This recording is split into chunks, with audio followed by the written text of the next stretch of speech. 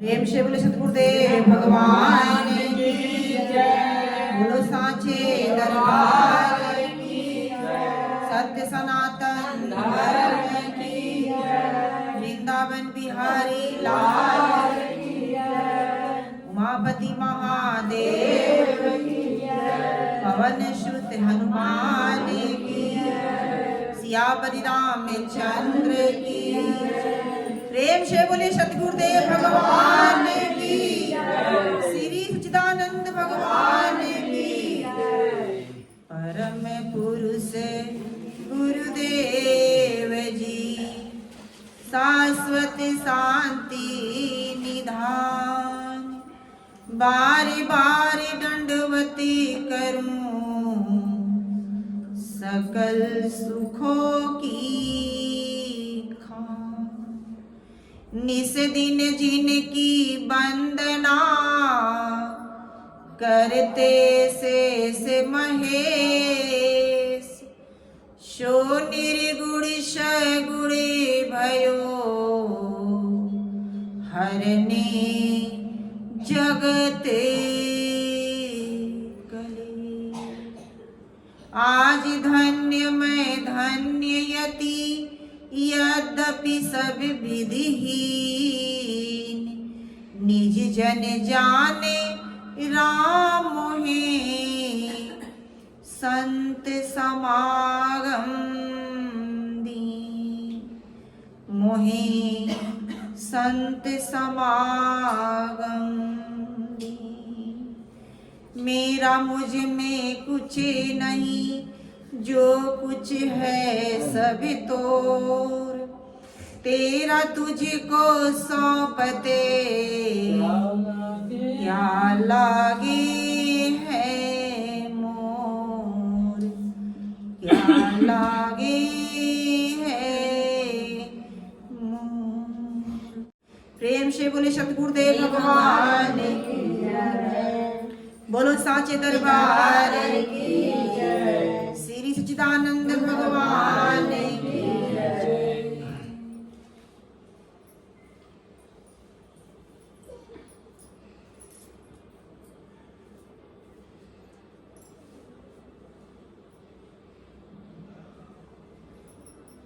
यहाँ पर उपस्थित हमारे प्रिय बहनों, हमारे भाइयों, हमारे आदरणीय माताओं, बहुत ही हर्ष का विषय है जो आज हम सभी लोगों को सत्संग सुनने का अवसर मिला। बड़भागी हम जीव हैं जो आज सत्संग की गंगा में डुबकी लगाने का हमें एक अवसर प्राप्त हुआ। क्योंकि सत्संग की गंगा उन्हीं के जीवन में बहती है जिस पर प्रभु की कृपा होती है। अगर प्रभु की कृपा ना हो तो हमको ये सत्संग मिल सकता। आज जब तक सत्संग नहीं मिलेगा हमें हमारे जीवन का उद्देश्य, जीवन का लक्ष्य पूरा हो सकता। इस दुनिया संसार में हम आए हैं तो क्या करने के लिए आए हैं, क्या करना चाहिए, क्या नहीं करना चाहिए। शायद जब हम सत्संग में आते हैं तो हमको पता चलता है कि जीवन का उद्देश्य क्या है, जीवन का लक्ष्य क्या है। क्योंकि हमारे सदग्रंथों शास्त्र में कहा, महान पुरुषों ने, बिन सत्संग विवेक न होई। राम कृपा बिन सुलभ न सोई। मेरी बहनों, मेरी माताओं,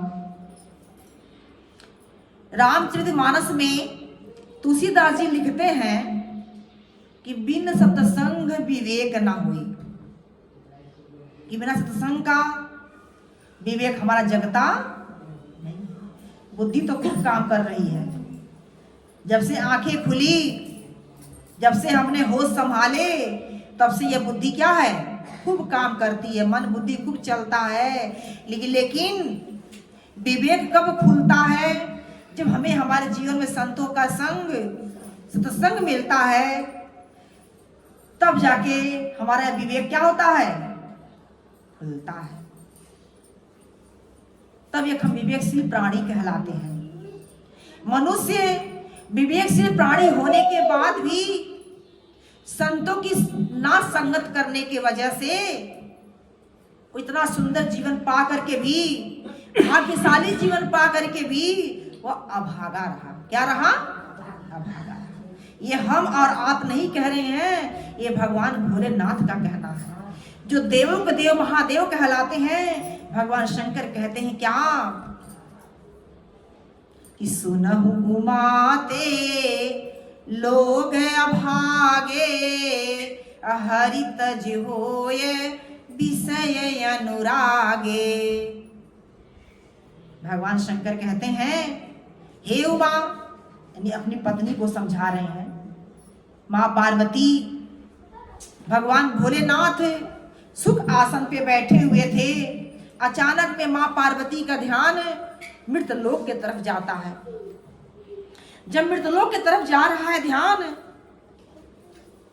माँ पार्वती देख रही हैं मृतलोक के जितने भी प्राणी हैं सब अशांत हैं। क्या है? अशांत हैं, त्राही त्राही मचाए हुए हैं। हर घर में कलह है, कलेश है। यानी देखा जाए तो कोई भी ऐसा प्राणी नहीं है जो सुखी और शांति से। यह स्थिति देख करके माँ पार्वती भोलेनाथ से कहती कि हे भोलेनाथ, आप तो कहते हैं कि मनुष्य जो है सृष्टि का सिरताज है, सृष्टि का सिरमौर है, लेकिन आज यह धरती पर मृतलोक में मैं क्या देख रही हूं कि मनुष्य जैसा भाग्यहीन कोई भी नहीं है। पशु तो शाम को खाता नहीं, सुबह की चिंता नहीं रहता, लेकिन मनुष्य जो है बरसों बरसों का इकट्ठा करने के बाद भी वो चिंता से क्या है, ग्रसित है। हे नाथ, इसका कारण क्या है? क्यों मनुष्य इतना परेशान, इतना दुखी है? तब भगवान भोलेनाथ कहते हैं कि सुनहु उमा ते लोग अभागे, और हरि तज होए विषय। ध्यान देंगे आप लोग, आंख खोल के बैठेंगे, आंखें बंद हो रही है, आंख खोल के बैठेंगे। प्रेम से सतगुरु भगवान की, बोलो साचे दरबार की। माँ पार्वती कहती कि हे नाथ, इसका कारण बताइए। भगवान भोलेनाथ कहते हैं, हे उमा, मनुष्य भाग्यशाली होते हुए भी अभागा इसलिए है कि दुनिया संसार में गया भगवान का भजन करने के लिए, लेकिन भगवान का भजन छोड़ करके वो विषयों से प्रेम कर लिया। किससे प्रेम कर लिया? विषयों से प्रेम कर लिया है। यही कारण है कि मनुष्य अशांत है, दुखी है, परेशान है, उसे कहीं भी सुख और शांति नहीं है। कहने का मतलब है मेरी माताओं, मेरी बहनों, मेरे भाइयों, कहने का मतलब दुनिया संसार में हम आए हैं तो दुनिया संसार में रहिए, सब कुछ कर रहिए, सब कुछ करिए, अपने जीवन के उद्देश्य लक्ष्य को आप भूलिए मत कि जीवन का उद्देश्य क्या है, जीवन का लक्ष्य क्या है। हम दुनिया संसार में आए हैं तो क्या करने के लिए आए हैं? बस खाना पीना सो जाना, बस यही करने के लिए आए हैं? बस मात्र इतना करने के लिए आए नहीं। इतना तो पशु पक्षी भी करता नहीं कर रहा है, इतना पशु पक्षी भी कर रहा है, इतना हम ही और आप करते रहें तो हमें और पशु में कोई अंतर? अगर अंतर है तो बस मात्र इतना अंतर है कि बस पशु के पास सींग पूंछ होता है, लेकिन मनुष्य जो है बिना सींग पूंछ का क्या कहलाता है? क्या कहलाता है? पशु कहलाता है। क्या कहलाता है? पशु कहलाता है। बिना सींग पूंछ का क्या कहलाता है? पशु। बस मात्र इतना अंतर है। इतना ही अगर हम भी करते रहे तो हमें और पशु में कोई अंतर नहीं। बस मात्र इतना अंतर है, उस पशु में सींग पूंछ होता है और उस मनुष्य के अंदर सींग पूंछ होता।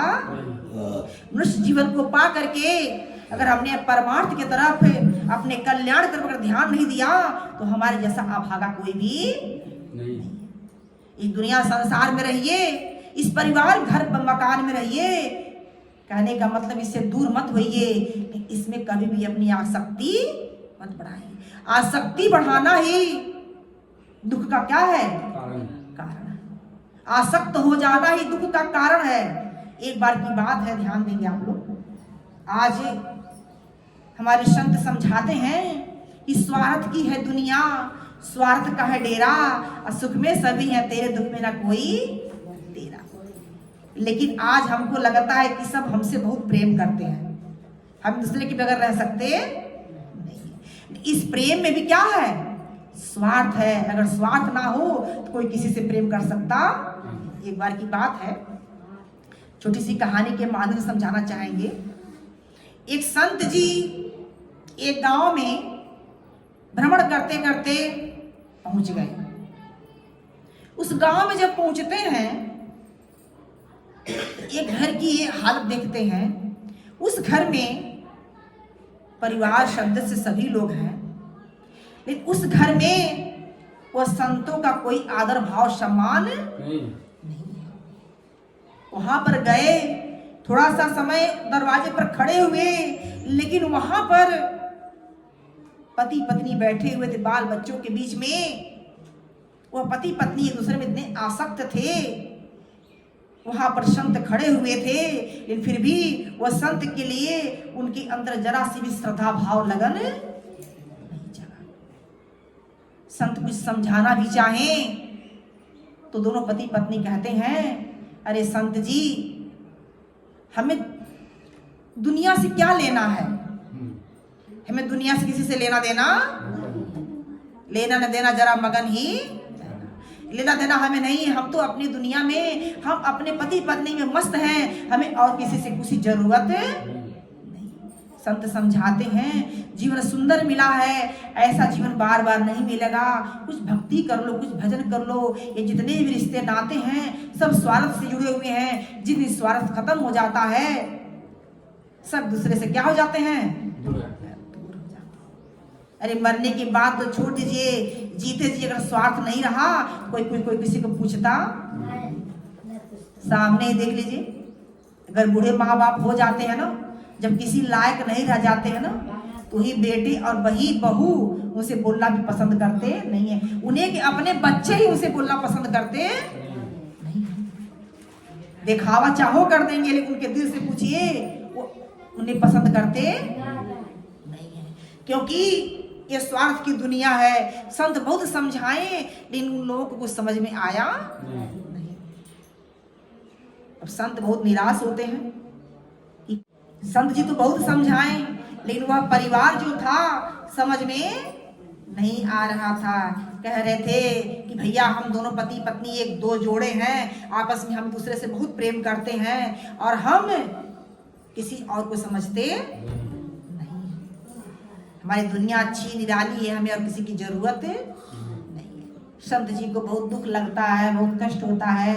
आगे बढ़ते गए। जब नारद जी से मुलाकात हो जाती है तो नारद जी दोनों में आपस में बातचीत होती है। तो संत जी कहते हैं, अरे मुनिवर, एक गांव में गया, दो पति पत्नी का जोड़ा है। दोनों पति पत्नी एक दूसरे में इतने आसक्त हैं कि उन्हें अब किसी की जरूरत नहीं है। न उनके जीवन में कोई संतों के लिए श्रद्धा है, न भाव है, न लगन है, और उन्हें किसी चीज की आवश्यकता समझते नहीं। कहते समझेंगे, ऐसे समझने वाले नहीं है। उनको प्रैक्टिकल करके दिखाना पड़ेगा, तब जाकर वह समझेंगे कि ये जितने भी रिश्ते नाते हैं वह कैसे रिश्ते नाते हैं। अब नारद जी पहुंच जाते हैं उसी सज्जन के घर, पति पत्नी जहां पर जोड़े आ सकते थे दोनों में। जब वहां पर पहुंच जाते हैं तो उस समय उनके पति वहां पर थे नहीं, बस उनकी पत्नी थी। अब जाते हैं वहां पर पत्नी से के पास बैठ करके हाल चाल लेते हैं, उन्हीं की दुनिया में उन्हीं वाली बात सुनाते हैं। सुनाने के बाद कहते, अरे कहाँ आपके पति देव गए? कह रहे हैं कि पति देव खेत खलियान गए होंगे। कहते हैं कि क्या आपको पता नहीं है, आप जानती हैं पिछले जन्म में आपके पति क्या थे? पिछले जन्म में आपके पति क्या थे पता है आपको?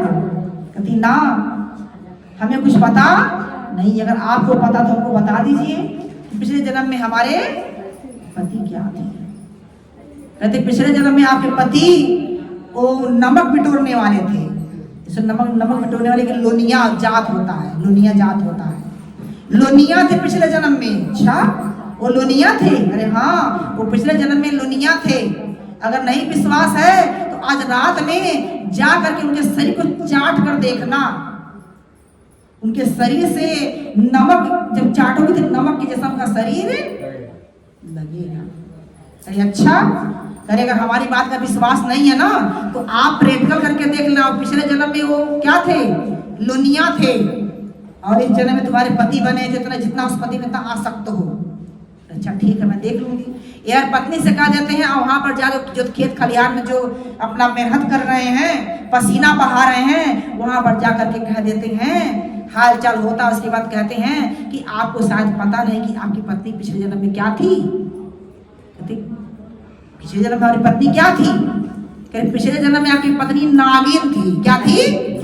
नागिन थी। अरे हैं, ऐसे कैसे हो सकता है? वो नागिन कैसे हो सकती है?